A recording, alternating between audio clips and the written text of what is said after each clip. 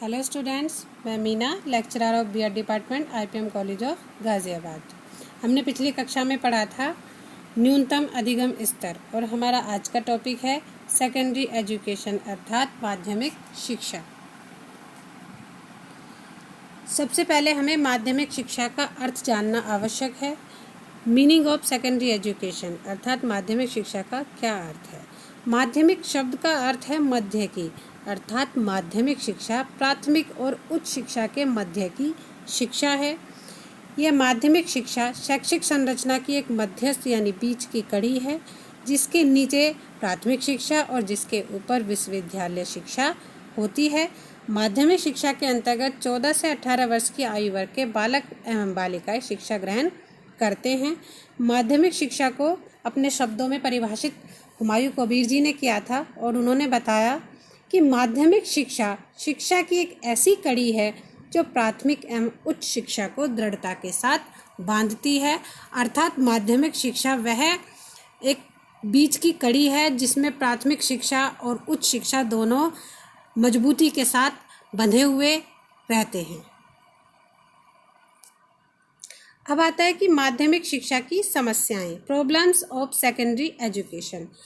जैसे कि हमारी माध्यमिक शिक्षा की बहुत सारी समस्याएं हैं, लेकिन हमारे पाठ्यक्रम में केवल 3 ही समस्याओं का जिक्र किया गया है, तो उसी के अनुसार हम इन तीनों समस्याओं के ऊपर दृष्टिपात करेंगे। जैसे कि पहली समस्या है विस्तार की समस्या, दूसरी समस्या है कि माध्यमिक स्तर पर बालक एवं बालिकाओं की पाठ्यचर्या में अंतर, अर्थात जो सेकेंडरी लेवल होता है उसमें लड़के और लड़कियों का जो करिकुलम होता है उसमें अंतर होता है। और नेक्स्ट है माध्यमिक स्तर पर शिक्षा का व्यवसायीकरण, यानी कि जो सेकेंडरी लेवल है उस पर शिक्षा का व्यवसायीकरण नहीं होता है, ये भी एक समस्या है। तो इसके अंतर्गत हम इन तीनों समस्याओं को ही पढ़ेंगे। अब हम सबसे पहले पढ़ेंगे माध्यमिक शिक्षा का विस्तार, यानी माध्यमिक शिक्षा के विस्तार की क्या समस्याएं हैं। Expansion of secondary education. माध्यमिक शिक्षा के विस्तार की जो 3 मुख्य समस्याएं हैं वो 2 पहलुओं पर चलती हैं। पहला है माध्यमिक स्कूलों की स्थापना और दूसरा है माध्यमिक विद्यालय में नामांकन। अब इन दोनों समस्याओं के अंतर्गत हम सबसे पहले पढ़ेंगे माध्यमिक स्कूलों की स्थापना। अब माध्यमिक स्कूलों की स्थापना में हमें ये 7 पॉइंट पढ़ने हैं, जिसके अंतर्गत सबसे पहला आता है मितव्ययी। मितव्ययी का अर्थ होता है कम खर्चीला, यानी कि हमें ऐसे विद्यालयों की स्थापना करनी है जिनके जो स्थापित करने में उनमें कम खर्च हो और जो उनका विस्तार अच्छी तरीके से किया जा सके। नेक्स्ट आता है नामांकन। नेक्स्ट आता है डिवीज़न। डिवीज़न के अंतर्गत हमें माध्यमिक विद्यालयों को 3 स्तरों में विभाजित करना होगा। पहला है 6 to 8, दूसरा है 9 to 10 और तीसरा है 11 to 12। इन तीनों डिवीज़नों में विभाजित करके ही हमें माध्यमिक विद्यालयों की स्थापना करनी है। नेक्स्ट आता है नामांकन। इन तीनों डिवीज़नों में जब हम विभाजित कर लेंगे तो उसके अंतर्गत 360 से लेकर 450 छात्रों का नामांकन होना अनिवार्य है और इन विद्यालयों में कम से कम 20 अध्यापक होने चाहिए। नेक्स्ट आता है बचतहीन संस्थाएं, यानी कि जो बचतहीन संस्थाएं हैं, जो संस्थाएं बचत नहीं करती हैं, जो ज़्यादा खर्च करती हैं, उनकी स्थापना के प्रयास कम होने चाहिए। नेक्स्ट आता है स्थानीयता, यानी जो बचतहीन संस्थाएं हैं यदि वो कल्याण के कार्य नहीं करती हैं तो उनको खोलना नहीं चाहिए। उनको ऐसी जगह भी नहीं खोलना चाहिए जहाँ जनसंख्या कम हो और विद्यालय की दूरी अधिक हो। हमें ऐसे विद्यालय खोलने हैं जहाँ पर जनसंख्या भी अधिक हो और जहाँ पर यातायात की समस्याएं भी कम हो। नेक्स्ट आता है मान्यता। माध्यमिक विद्यालयों को मान्यता देने के नियमों का कड़ाई से पालन किया जाना चाहिए कि मान्यता ऐसे ही नहीं दे देनी चाहिए। मान्यता देने के कुछ नियम होते हैं, यदि विद्यालय उन नियमों को पूरा करता है तो उन विद्यालयों को मान्यता दे देनी चाहिए। नेक्स्ट आता है माध्यमिक विद्यालय। कृषि, चिकित्सा, तकनीकी विद्यालयों के संदर्भ में यह आवश्यक है कि बड़े फार्मों, अस्पतालों, व्यावसायिक प्रतिष्ठानों से ये कनेक्टेड हों। ऐसी जगह हमें ये विद्यालय खोलने चाहिए जहाँ पर हम व्यवहारिक प्रशिक्षण भी हमारे पास व्यवस्था हो, यानी कि हम उन बच्चों को ट्रेनिंग भी दे सकें। ऐसे ही जगह हमें ये विद्यालय खोलने चाहिए। अब आता है माध्यमिक विद्यालय में नामांकन। अभी हम एक्सपेंशन ऑफ सेकेंडरी एजुकेशन ही पढ़ रहे हैं, माध्यमिक शिक्षा का विस्तार, जिसका दूसरा पॉइंट था माध्यमिक विद्यालय में नामांकन। अब नामांकन के अंतर्गत हमें पढ़ना है कि हमें विद्यालय में नामांकन की संख्या बढ़ानी है, तो उसके लिए हमें कुछ प्रयास भी करने पड़ेंगे, जैसे कि प्रशिक्षित जनशक्ति के अनुसार नामांकन, यानी जो पढ़ी लिखी जनसंख्या है उसी के अनुसार नामांकन एनरोलमेंट होने चाहिए।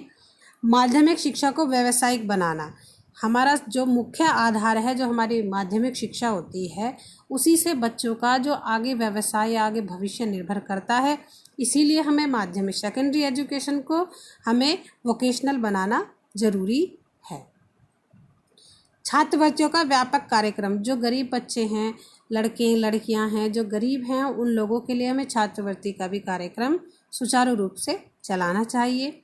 नेक्स्ट आता है व्यापक आधार पर योग्यताओं का आकलन, यानी कि हमें बड़े स्तर पर जितने भी बच्चे योग्य हैं उनका आकलन करना चाहिए, उनको जांचना चाहिए, प्रतिभा की खोज करनी चाहिए।